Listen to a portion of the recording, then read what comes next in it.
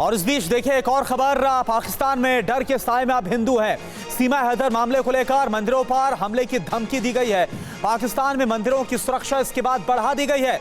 इससे पहले हमने आपको दिखाया था किस तरह से पाकिस्तान के सिंध प्रांत में मंदिर में तोड़फोड़ की गई थी, गोलीबारी वहां पर की गई थी।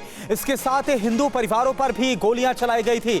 और इसके साथ ही कराची में 150 साल पुराना मंदिर कैसे एक रात में ही वहां पर ढहा दिया गया था, पुलिस की मौजूदगी में, पुलिस प्रशासन की मौजूदगी में। और अब लगातार सीमा हैदर मामले को लेकर धमकियां मिलनी और तेज हो गई है।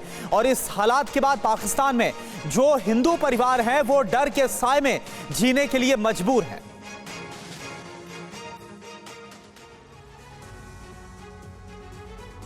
और मंदिरों पर हमले की धमकी के बीच पाकिस्तान में मुस्लिम धर्मगुरु ने चीफ ऑफ आर्मी स्टाफ से ऐसी धमकियों को लेकर एक्शन लेने की अपील की है। ये रिपोर्ट देखिए।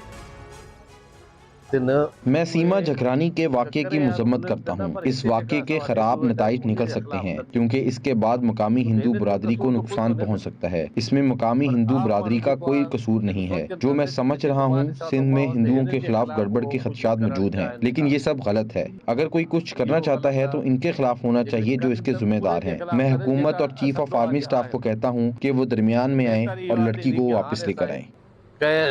हिंदुस्तान की गवर्नमेंट से गालियां शुरू करें।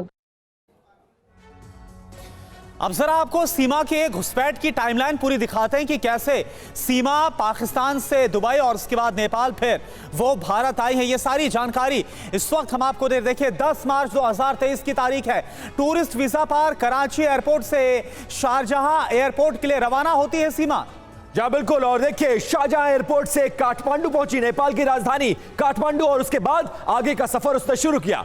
10 मार्च की ही तारीख है। सीमा पाकिस्तान से नेपाल आई और सचिन भारत से नेपाल पहुंचा। ये दोनों नेपाल में जाकर मुलाकात करते हैं। और देखिए अगली टाइमलाइन है 10 से लेकर 17 मार्च 2023 की। नेपाल के काठमांडू में सीमा और सचिन साथ रहे और जिस न्यू विनायक होटल का जिक्र कर रहे थे उसी में ठहरे थे दोनों। बिल्कुल, ये हमने आपको बता दिया। 17 मार्च को क्या हुआ, सीमा वापस पाकिस्तान चली गई।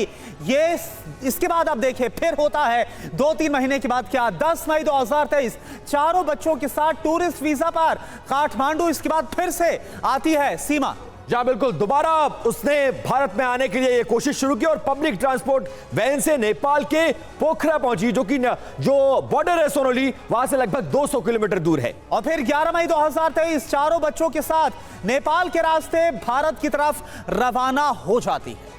जी बिल्कुल। और देखिए 12 मई को नेपाल के पोखरा से उत्तर प्रदेश के सिद्धार्थनगर आई, जो कि नेपाल और भारत की सीमा है। जी करुणा। और फिर सिद्धार्थनगर से लखनऊ, आगरा होते हुए नोएडा पहुंची। तारीख क्या थी? 13 मई 2023।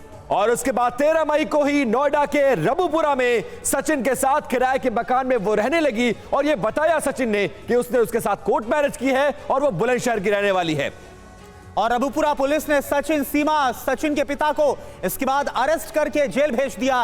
ये जब जेल गई सीमा, वहां तक की पूरी जो कहानी है वो हमने आपको बताया। और अब सीमा, सचिन जो है वो लगातार यूपी एटीएस की पूछताछ में लगातार वो शामिल है और यूपी एटीएस ने उन्हें एक सेफ होम में रखा हुआ है।